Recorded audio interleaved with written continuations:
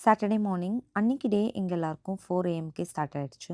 ஏன்னா, அத்தை வந்து விநாயகர் கோயில்ல அபிஷேகத்துக்கும், பூஜைக்கும் சொல்லியிருந்தாங்க.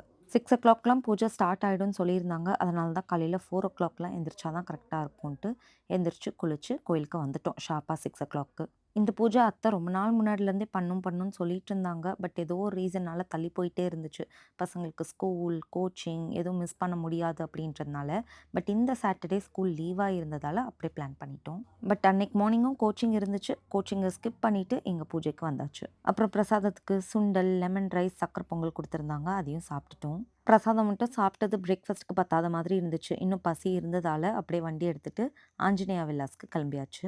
இது வந்து எனக்கும் சிவாக்கும் பிரேக்ஃபாஸ்ட்க்கு ஒரு ஃபேவரட்டான ஸ்பாட். உள்ள போனா எல்லா டேபிளும் ஃபுல்லா இருந்துச்சு. ஒரு 5 மினிட்ஸ்க்கு அப்புறம் டேபிள் கிடைச்சது. இங்க வந்தா ஃபர்ஸ்ட் டேஸ்ட்காக ஒரு இட்லி சாப்பிடுவேன். அப்புறம் இங்க இருக்கிற கீ ரோஸ்ட்டும், கெட்டி சட்னியும் மிஸ் பண்ணவே முடியாது. அதையும் சாப்பிட்டு வீட்டுக்கு கிளம்பியாச்சு.